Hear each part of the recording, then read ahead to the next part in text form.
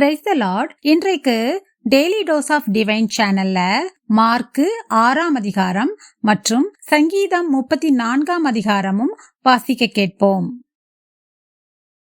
கர்த்தாவே, உம்முடைய வேதத்திலுள்ள அதிசயங்களை பார்க்கும்படிக்கு எங்கள் இருதயத்தின் கண்களை திறந்தருளும் சுவாமி. ஆமேன். மார்க்கு 6ஆம் அதிகாரம். அவர் அவ்விடம் விட்டு புறப்பட்டு தாம் வளர்ந்த ஊருக்கு வந்தார். அவருடைய சீஷரும் அவரோடே கூட வந்தார்கள். ஓய்வு நாளான போது ஜெப ஆலயத்தில் உபதேசம் பண்ண தொடங்கினார். அநேகர் கேட்டு ஆச்சரியப்பட்டு, இவைகள் இவனுக்கு எங்கே இருந்து வந்தது? இவன் கைகளினால் இப்படிப்பட்ட பலத்த செய்கைகள் நடக்கும்படி இவனுக்கு கொடுக்கப்பட்ட ஞானம் எப்படிப்பட்டது? இவன் தச்சன் அல்லவா? மரியாளுடைய குமாரன் அல்லவா? யாக்கோபு, யோசே, யூதா, சீமோன் என்பவர்களுக்கு சகோதரன் அல்லவா? இவன் சகோதரிகளும் இங்கே நம்மிடத்தில் இருக்கிறார்கள் அல்லவா என்று சொல்லி அவரை குறித்து இடரலடைந்தார்கள். இயேசு அவர்களை நோக்கி, தீர்க்கதரிசி ஒருவன் தன் ஊரிலும் தன் இனத்திலும் தன் வீட்டிலுமே அன்றி வேறெங்கும் கனவீனமடையான் என்றார். அங்கே அவர் சில நோயாளிகள் மேல் கைகளை வைத்து அவர்களை குணமாக்கினதே அன்றி வேறொரு அற்புதமும் செய்யக்கூடாமல் அவர்களுடைய அவிசுவாசத்தை குறித்து ஆச்சரியப்பட்டு கிராமங்களிலே சுற்றி திரிந்து உபதேசம் பண்ணினார். அவர் 12 அழைத்து அசுத்த ஆவிகளை துரத்த அவர்களுக்கு அதிகாரம் கொடுத்து, வழிக்கு பையையாகிலும் அப்பத்தையாகிலும் கச்சையில் காசையாகிலும் எடுத்துக்கொண்டு போகாமல் ஒரு தடியை மாத்திரம் எடுத்துக்கொண்டு போகவும், பாதரட்சைகளை போட்டுக்கொண்டு போகவும், 2 அங்கிகளை தரியாதிருக்கவும் கட்டளையிட்டார். பின்பு அவர்களை நோக்கி, நீங்கள் எங்கேயாகிலும் ஒரு வீட்டில் பிரவேசித்தால் அவ்விடத்தை விட்டு புறப்படுகிற வரைக்கும் அங்கேதானே தங்கியிருங்கள். எவர்களாகிலும் உங்களை ஏற்றுக்கொள்ளாமலும் உங்கள் வசனங்களை கேளாமலும் இருந்தால் நீங்கள் அவ்விடம் விட்டு புறப்படும் போது அவர்களுக்கு சாட்சியாக உங்கள் கால்களின் கீழே படிந்த தூசியை உதறி போடுங்கள். நியாய தீர்ப்பு நாளிலே அந்த பட்டணத்திற்கு நேரிடுவதை பார்க்கிலும் சோதோம் கொமோரா பட்டணத்திற்கு நேரிடுவது லகுவாயிருக்கும் என்று மெய்யாகவே உங்களுக்கு சொல்லுகிறேன் என்று சொல்லி அவர்களை 2 பேராக அனுப்பினார். அவர்கள் புறப்பட்டு போய் மனம் திரும்புங்கள் என்று பிரசங்கித்து அநேகம் பிசாசுகளை துரத்தி அநேகம் நோயாளிகளை எண்ணெய் பூசி சொஸ்தமாக்கினார்கள். அவருடைய பேர் பிரசித்தமானபடியினால் ஏரோது ராஜா அவரை குறித்து கேள்விப்பட்டு, யோவான் ஸ்நானன் மரித்தோரிலிருந்து எழுந்தான், ஆகையால் அவனிடத்தில் இந்த பலத்த செய்கைகள் விளங்குகிறது என்றான். சிலர் அவர் எலியா என்றார்கள். வேறு சிலர் அவர் ஒரு தீர்க்கதரிசி அல்லது தீர்க்கதரிசிகளில் ஒருவனைப் போல் இருக்கிறார் என்று சொன்னார்கள். ஏரோது அதை கேட்டபொழுது அவன், நான் சிரச்சேதம் பண்ணின யோவான் தான், அவன் மரித்தோரிலிருந்து எழுந்தான் என்றான். ஏரோது தன் சகோதரனாகிய பிலிப்புவின் மனைவி ஏரோதியாளை தனக்கு மனைவியாக்கி கொண்டபோது யோவான் ஏரோதை நோக்கி, நீர் உம்முடைய சகோதரன் மனைவியை வைத்துக் கொள்வது நியாயமல்லவென்று சொன்னது நிமித்தம் ஏரோது சேவகரை அனுப்பி யோவானை பிடித்து கட்டி காவலில் வைத்திருந்தான். ஏரோதியாளும் அவனுக்கு சதி நினைத்து அவனை கொன்று போட மனதாயிருந்தாள். ஆகிலும் அவளால் கூடாமற் போயிற்று. அதேனென்றால் யோவான் நீதியும் பரிசுத்தமும் உள்ளவனென்று ஏரோது அறிந்து அவனுக்கு பயந்து அவனை பாதுகாத்து அவன் யோசனையின்படி அநேக காரியங்களை செய்து விருப்பத்தோடே அவன் சொல்லை கேட்டு வந்தான். பின்பு சமயம் வாய்த்தது. எப்படியென்றால், ஏரோது தன் ஜென்ம நாளிலே தன்னுடைய பிரபுக்களுக்கும் சேனாதிபதிகளுக்கும் கலிலேயா நாட்டின் பிரதான மனுஷருக்கும் ஒரு விருந்து பண்ணின போது ஏரோதியாளின் குமாரத்தி சபை நடுவே வந்து நடனம் பண்ணி ஏரோதுவையும் அவனோடே கூட பந்தியிருந்தவர்களையும் சந்தோஷப்படுத்தினாள். அப்பொழுது ராஜா சிறு பெண்ணை நோக்கி, உனக்கு வேண்டியதை என்னிடத்தில் கேள், அதை உனக்கு தருவேன் என்று சொன்னதுமல்லாமல், நீ என்னிடத்தில் எதை கேட்டாலும் அது என் ராஜ்யத்தில் பாதியானாலும் அதை உனக்கு தருவேன் என்று அவளுக்கு ஆணையும் இட்டான். அப்பொழுது அவள் வெளியே போய், நான் என்ன கேட்க வேண்டும் என்று தன் தாயினிடத்தில் கேட்டாள். அதற்கு அவள், யோவான் ஸ்நானனுடைய தலையை கேள் என்றாள். உடனே அவள் ராஜாவினிடத்தில் சீக்கிரமாய் வந்து, நீர் இப்பொழுதே ஒரு தாளத்தில் யோவான் ஸ்நானனுடைய தலையை எனக்கு தர வேண்டும் என்று கேட்டாள். அப்பொழுது ராஜா மிகுந்த துக்கமடைந்தான்.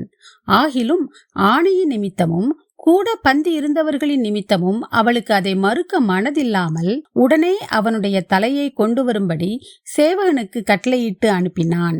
அந்தபடி அவன் போய் காவற்கூடத்திலே அவனை சிரச்சேதம் பண்ணி அவன் தலையை ஒரு தாளத்திலே கொண்டு வந்து அதை அந்த சிறு பெண்ணுக்கு கொடுத்தான். அந்த சிறு பெண் அதை தன் தாயினிடத்தில் கொடுத்தாள். அவனுடைய சீஷர்கள் அதை கேள்விப்பட்டு வந்து அவன் உடலை எடுத்து ஒரு கல்லறையில் வைத்தார்கள். அப்பொழுது அப்போஸ்தலர் இயேசுவினிடத்தில் கூடி வந்து தாங்கள் செய்தவைகள் உபதேசித்தவைகள் யாவையும் அவருக்கு அறிவித்தார்கள். அவர் அவர்களை நோக்கி, வனாந்திரமான ஓரிடத்தில் தனித்து சற்றே இளைப்பாறும்படி போவோம் வாருங்கள் என்றார். ஏனெனில் வருகிறவர்களும் போகிறவர்களும் அநேகராயிருந்தபடியினால் போஜனம் பண்ணுகிறதற்கும் அவர்களுக்கு சமயமில்லாதிருந்தது. அப்படியே அவர்கள் தனிமையாய் ஒரு படவில் ஏறி வனாந்திரமான ஓர் இடத்திற்கு போனார்கள். அவர்கள் புறப்பட்டு போகிறதை ஜனங்கள் கண்டார்கள். அவரை அறிந்த அநேகர் சகல பட்டணங்களிலும் இருந்து கால்நடையாய் அவ்விடத்திற்கு ஓடி அவர்களுக்கு முன்னே அங்கே சேர்ந்து அவரிடத்தில் கூடி வந்தார்கள். இயேசு கரையில் வந்து அநேக ஜனங்களை கண்டு அவர்கள் மேய்ப்பனில்லாத ஆடுகளைப் போல் இருந்தபடியால் அவர்கள் மேல் மனதுருகி அநேக காரியங்களை அவர்களுக்கு உபதேசிக்க தொடங்கினார். வெகுநேரம் சென்ற பின்பு அவருடைய சீஷர்கள் அவரிடத்தில் வந்து, இது வனாந்திரமான இடம், வெகு நேரமும் ஆயிற்று, புசிக்கிறதற்கும் இவர்களிடத்தில் ஒன்றுமில்லை. ஆகையால் இவர்கள் சுற்றி இருக்கிற கிராமங்களுக்கும் ஊர்களுக்கும் போய் தங்களுக்காக அப்பங்களை வாங்கிக் கொள்ளும்படி இவர்களை அனுப்பிவிட வேண்டும் என்றார்கள். அவர் அவர்களை நோக்கி, நீங்களே அவர்களுக்கு போஜனம் கொடுங்கள் என்றார். அதற்கு அவர்கள், நாங்கள் போய் 200 பணத்துக்கு அப்பங்களை வாங்கி இவர்களுக்கு புசிக்கும்படி கொடுக்க கூடுமோ என்றார்கள். அதற்கு அவர், உங்களிடத்தில் எத்தனை அப்பங்கள் உண்டு, போய் பாருங்கள் என்றார். அவர்கள் பார்த்து வந்து 5 அப்பங்களும் 2 மீன்களும் உண்டு என்றார்கள். அப்பொழுது எல்லாரையும் பசும் புல்லின் மேல் பந்தி பந்தியாக உட்கார வைக்கும்படி அவர்களுக்கு கட்டளையிட்டார். அப்படியே வரிசை வரிசையாய் 100 பேராகவும் 50 பேராகவும் உட்கார்ந்தார்கள். அவர் அந்த 5 அப்பங்களையும் அந்த 2 மீன்களையும் எடுத்து வானத்தை அண்ணாந்து பார்த்து ஆசீர்வதித்து அப்பங்களை பிட்டு அவர்களுக்கு பரிமாறும்படி தம்முடைய சீஷர்களிடத்தில் கொடுத்தார். அப்படியே 2 மீன்களையும் எல்லாருக்கும் பங்கிட்டார். எல்லாரும் சாப்பிட்டு திருப்தி அடைந்தார்கள். மேலும் அப்பங்களிலும் மீன்களிலும் மீதியான துணிக்கைகளை 12 கூடை நிறைய எடுத்தார்கள். அப்பம் சாப்பிட்ட புருஷர் ஏறக்குறைய 5000 பேராயிருந்தார்கள்.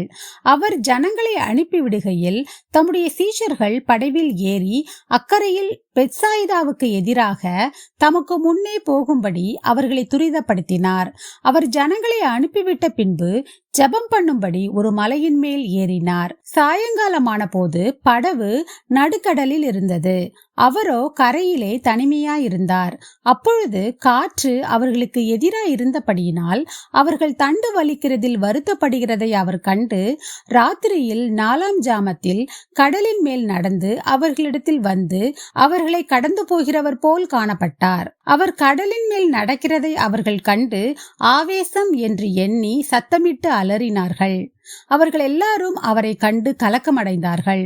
உடனே அவர் அவர்களோடே பேசி, திடன் கொள்ளுங்கள், நான் தான், பயப்படாதிருங்கள் என்று சொல்லி அவர்கள் இருந்த படவில் ஏறினார். அப்பொழுது காற்று அமர்ந்தது. அதனால் அவர்கள் தங்களுக்குள்ளே மிகவும் பிரமித்து ஆச்சரியப்பட்டார்கள். அவர்களுடைய இருதயம் கடினமுள்ளதாய் இருந்தபடியினால் அப்பங்களை குறித்து அவர்கள் உணராமற் போனார்கள். அவர்கள் கடலை கடந்து கெனசரேத் என்னும் நாட்டிற்கு வந்து கரை பிடித்தார்கள். அவர்கள் படவில் இருந்து இறங்கின உடனே ஜனங்கள் அவரை அறிந்து அந்த சுற்றுப்புறம் எங்கும் ஓடி திரிந்து பிணியாளிகளை படுக்கைகளில் கிடத்தி அவர் வந்திருக்கிறார் என்று கேள்விப்பட்ட இடங்களிலெல்லாம் சுமந்து கொண்டு வந்தார்கள். அல்லாமலும் அவர் பிரவேசித்த கிராமங்கள், பட்டணங்கள், நாடுகள் எவைகளோ அவைகளின் சந்தை வெளிகளிலே வியாதிக்காரரை வைத்து அவருடைய வஸ்திரத்தின் ஓரத்தையாகிலும் அவர்கள் தொடும்படி உத்தரவாக வேண்டும் என்று அவரை வேண்டிக் கொண்டார்கள். அவரை தொட்ட அவரும் சொஸ்தமானார்கள். சங்கீதம் 34ஆம் அதிகாரம். கர்த்தரை நான் எக்காலத்திலும் ஸ்தோத்தரிப்பேன். அவர் துதி எப்போதும் என் வாயில் இருக்கும். கர்த்தருக்குள் என் ஆத்துமா மேன்மை பாராட்டும். சிறுமைப்பட்டவர்கள் அதை கேட்டு மகிழுவார்கள். என்னோடே கூட கர்த்தரை மகிமைப்படுத்துங்கள். நாம் ஒருமித்து அவர் நாமத்தை உயர்த்துவோமாக. நான் கர்த்தரை தேடினேன். அவர் எனக்கு செவி கொடுத்து என்னுடைய எல்லா பயத்துக்கும் என்னை நீங்களாக்கி விட்டார். அவர்கள் அவரை நோக்கி பார்த்து பிரகாசம் அடைந்தார்கள். அவர்கள் முகங்கள் வெட்கப்படவில்லை. இந்த ஏழை கூப்பிட்டான். கர்த்தர் கேட்டு அவனை அவன் இடுக்கண்களுக்கெல்லாம் நீங்களாக்கி ரட்சித்தார். கர்த்தருடைய தூதன் அவருக்கு பயந்தவர்களை சூழ பாளையமிறங்கி அவர்களை விடுவிக்கிறார். கர்த்தர் நல்லவர் என்பதை ருசித்து பாருங்கள். அவர் மேல் நம்பிக்கையாயிருக்கிற மனுஷன் பாக்கியவான். கர்த்தருடைய பரிசுத்தவான்களே, அவருக்கு பயந்திருங்கள். அவருக்கு பயந்தவர்களுக்கு குறைவில்லை. சிங்கக்குட்டிகள் தாழ்ச்சியடைந்து பட்டினியாயிருக்கும். கர்த்தரை தேடுகிறவர்களுக்கோ ஒரு நன்மையும் குறைவுபடாது. பிள்ளைகளே, வந்து எனக்கு செவி கொடுங்கள். கர்த்தருக்கு பயப்படுதலை உங்களுக்கு போதிப்பேன். நன்மையை காணும்படி ஜீவனை விரும்பி நீடித்த நாட்களை அபேட்சிக்கிற மனுஷன் யார்? உன் நாவை பொல்லாப்புக்கும் உன் உதடுகளை கபட்டு வசனிப்புக்கும் விலக்கி காத்துக்கொள். தீமையை விட்டு விலகி நன்மை செய். சமாதானத்தை தேடி அதை தொடர்ந்து கொள். கர்த்தருடைய கண்கள் நீதிமான்கள் மேல் நோக்கமாயிருக்கிறது. அவருடைய செவிகள் அவர்கள் கூப்பிடுதலுக்கு திறந்திருக்கிறது. தீமை செய்கிறவர்களுடைய பேரை பூமியில் இராமல் அற்றுப்போக பண்ண கர்த்தருடைய முகம் அவர்களுக்கு விரோதமாயிருக்கிறது. நீதிமான்கள் கூப்பிடும்போது கர்த்தர் கேட்டு அவர்களை அவர்களுடைய எல்லா உபத்திரவங்களுக்கும் நீங்களாக்கி விடுகிறார். நொறுங்குண்ட இருதயம் உள்ளவர்களுக்கு கர்த்தர் சமீபமாயிருந்து நறுங்குண்ட ஆவியுள்ளவர்களை ரட்சிக்கிறார். நீதிமானுக்கு வரும் துன்பங்கள் அநேகமாயிருக்கும். கர்த்தர் அவைகள் எல்லாவற்றிலும் நின்று அவனை விடுவிப்பார். அவனுடைய எலும்புகளை எல்லாம் காப்பாற்றுகிறார். அவைகளில் ஒன்றும் முறிக்கப்படுவதில்லை. தீமை துன்மார்க்கனை கொல்லும். நீதிமானை பகைக்கிறவர்கள் குற்றவாளிகள் ஆவார்கள். கர்த்தர் தமது ஊழியக்காரரின் ஆத்துமாவை மீட்டுக் கொள்ளுகிறார். அவரை நம்புகிற ஒருவன் மேலும் குற்றஞ்சுமராது. ஆமேன்.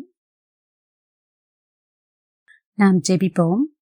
அன்புள்ள இயேசு சுவாமி, இந்த அருமையான காலை வேலையை தந்ததற்காக உமக்கு கொடான் கொடி நன்றி ஏசப்பா. எங்களுடைய ஆயுசு நாளில் ஒரு நாளை கூட்டி செய்த தயவுக்காக உமக்கு நன்றி ஏசப்பா. நீர் எங்களுக்கு செய்திருக்கிற எல்லா நன்மைகளுக்காகவும் ஆசீர்வாதங்களுக்காகவும் நாங்கள் உமக்கு நன்றி செலுத்துகிறோம் அப்பா. அப்பா, அன்றைக்கு உம்மை தொட்ட யாவரும் சொஸ்தமானார்கள் என்று சொல்லியிருக்கிறது போல இன்றும் உம்முடைய வல்லமையுள்ள கரத்தினால் இப்பொழுது இங்கே ஜெபித்து கொண்டிருக்கிற ஒவ்வொருவரையும் நீர்தாமே தொட்டு சுகமாக்கியருள வேண்டுமாறு ஜெபிக்கிறோம் அப்பா. நீர் அப்படி செய்ய போகிற தயவுக்காக உமக்கு நன்றி செலுத்துகிறோம். இந்த ஏழை கூப்பிட்டான். கர்த்தர் கேட்டு அவனை அவன் இடுக்கண்களுக்கெல்லாம் நீங்களாக்கி ரட்சித்தார் என்று சொல்லியிருக்கிறபடி நாங்கள் உம்மை நோக்கி கூப்பிடுகிறோம் அப்பா. நீர்தாமே எங்கள் கூப்பிடுதலின் சத்தத்தை கேட்டு எங்கள் பிரச்சனைகளிலிருந்து, கடன் தொல்லைகளிலிருந்து, இன்னும் எங்களை நெருக்கி கொண்டிருக்கிற எல்லா கஷ்டங்களிலும் இருந்து விலக்கி மீட்டு எங்களை காத்துக்கொள்ள வேண்டுமாறு ஜெபிக்கிறோம் அப்பா. உன் நாவை பொல்லாப்புக்கும் உன் உதடுகளை கபட்டு வசனிப்புக்கும் விலக்கி காத்துக்கொள் என்று சொல்லியிருக்கிறது போல நாங்கள் பேசுகிற ஒவ்வொரு வார்த்தையும் உமக்கு பிரியமுள்ளதாய் இருக்கட்டும் அப்பா. உமக்கு பிரியமில்லாத வார்த்தைகளை எங்களை விட்டு அப்புறப்படுத்தும். நாங்கள் தீமையை விட்டு விலகி ஓடி நன்மை செய்யவும் சமாதானத்தை தேடி எங்களால் முடிந்த வரைக்கும் எல்லாருடனும் சமாதானமாய் இருக்கவும் எங்களுக்கு கிருபை தர வேண்டுமாறு ஜெபிக்கிறோம் அப்பா. இந்த நாளையும் உம்முடைய கரத்திலே ஒப்பு கொடுக்கிறோம். இந்த நாளிலே நாங்கள் செய்ய போகிற ஒவ்வொரு காரியங்களையும் நீர் ஆசீர்வதிக்க வேண்டுமாறு ஜெபிக்கிறோம் அப்பா. ஸ்கூலுக்கு போகிற பிள்ளைகள் ஒவ்வொருவரையும் நீங்க பொறுப்படுத்திக் கொள்ளுங்க. அவர்களுக்கு அவர்களுடைய டீச்சர்ஸ் கண்களில் தயவு கிடைக்கவும், அவர்கள் நல்ல பிள்ளைகளாகவும் உம்முடைய பிள்ளைகளாகவும் வாழவும் வளரவும் நீர் கிருபை கொடுத்தரல வேண்டுமாறு ஜெபிக்கிறோம் அப்பா. வேலைக்கு போகிற பிள்ளைகளுக்காக ஜெபிக்கிறோம். அவர்கள் வேலை செய்கிற இடத்திலே அவர்கள் மேலதிகாரிகள் கண்களிலே அவர்களுக்கு தயவு கிடைக்கவும் உண்மை உத்தமமாக வேலை செய்யவும் அவர்களுக்கு கிருபை கொடுத்தரல வேண்டுமாறு ஜெபிக்கிறோம் அப்பா. இந்த நாள் முழுவதிலும் எங்களோடு கூடவே இருந்து நீங்க பொறுப்படுத்திக் கொள்ளுங்க, வழி நடத்துங்க, ஆசீர்வதியுங்க. இயேசு கிறிஸ்து மூலமாக ஜெபம் கேளும் எங்கள் ஜீவனுள்ள நல்ல பிதாவே, ஆமேன். என் ஆத்துமாவே கர்த்தரை ஸ்தோத்திரி, என் முழு உள்ளமே அவருடைய பரிசுத்த நாமத்தை ஸ்தோத்திரி. என் ஆத்துமாவே கர்த்தரை ஸ்தோத்திரி, கர்த்தர் செய்த சகல உபகாரங்களையும் மறவாதே. ஆமேன், ஆமேன். நாம் அடுத்த நாள் வேத வாசிப்பில் சந்திப்போம். God bless you.